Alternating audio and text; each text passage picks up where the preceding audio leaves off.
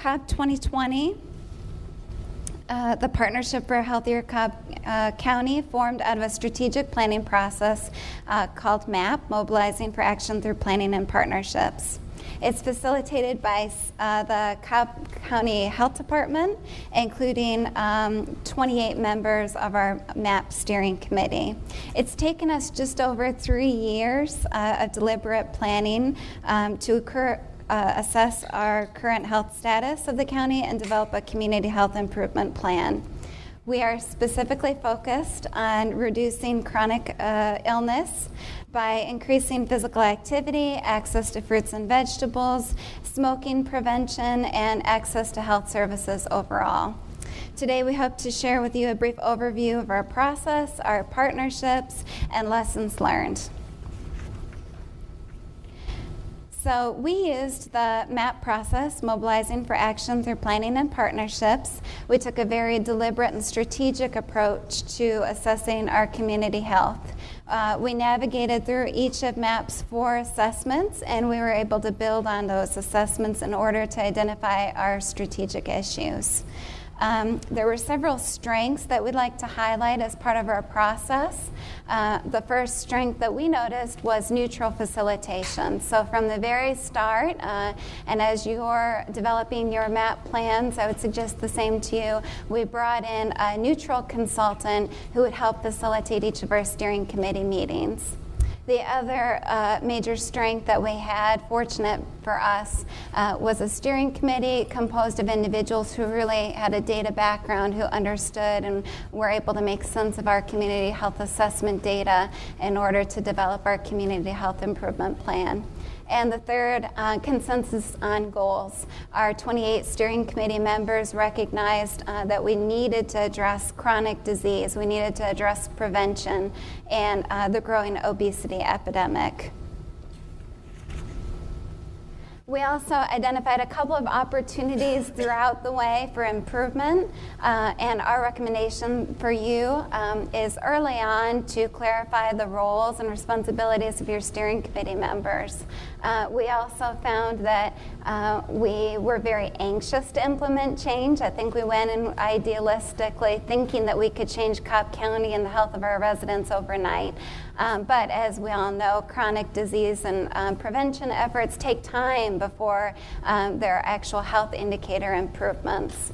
The other opportunity that we identified was lack of participation on our steering committees and our work groups from the general population. We found that our population was very apt to complete surveys and focus groups and key informant interviews, but they were less likely to actually participate in a MAP steering committee or work group role.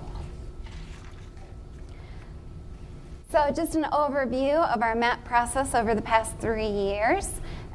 We identified our MAP coordinator in October of 2010.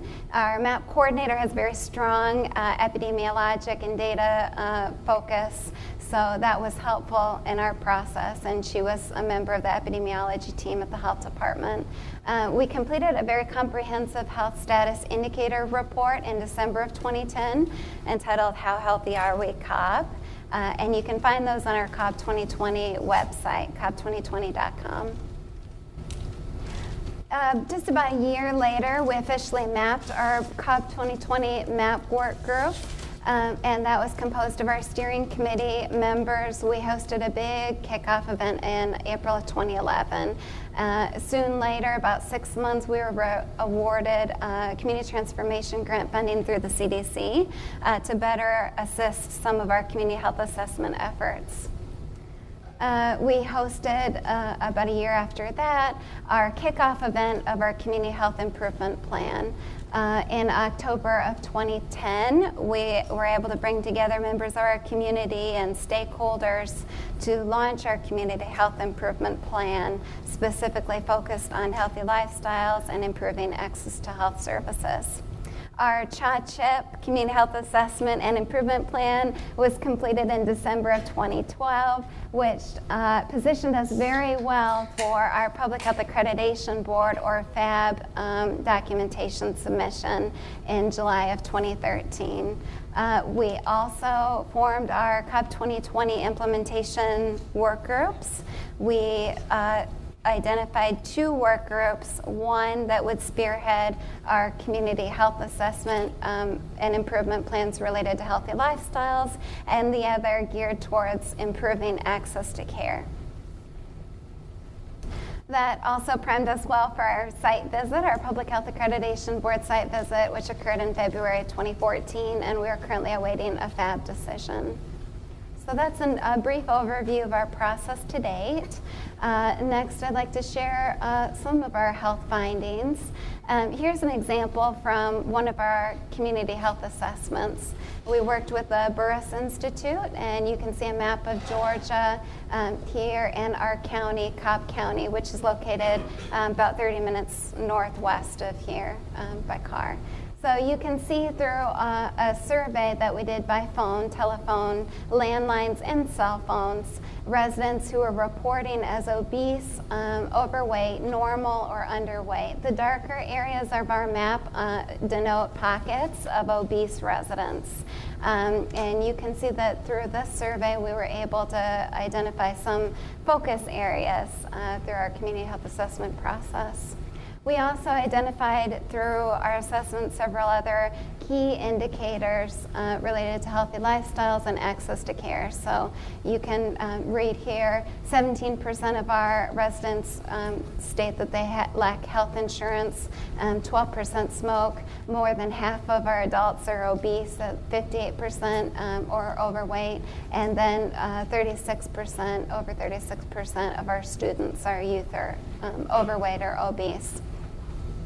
One of the ways one of the opportunities that we identified were that there's a strong correlation between academic performance and health of our students. So in Cobb County, along with their report card reflecting academic performance, all Cobb County school children receive a FitGram, which denotes the student's health status, a couple of key health indicators. We noticed through our health assessments and analysis of academic performance with the FitGram data, the health data from our students, that students in healthier zones scored higher in math and reading. They had fewer disciplinary referrals and better attendance overall. So this further helped state the case to our schools and our parents and our PTAs to bring folks on board as part of the process. Finally, evaluation is incredibly important as part of our process. Early on, we established that we would use the community balanced scorecard approach.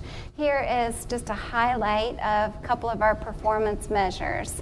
2 of our measures are percentage of overweight obese adults and percentage of overweight and obese youth. You can see that we've aligned our progress for tracking purposes to Healthy People 2020 goals. And you can see that we particularly have some opportunities related to youth obesity, where youth obesity is reported at 24.4% and way above the Healthy People 2020 goal of 14.5%. So we're using the community balanced scorecard approach to track our progress long term and to align to the Healthy People 2020 goals.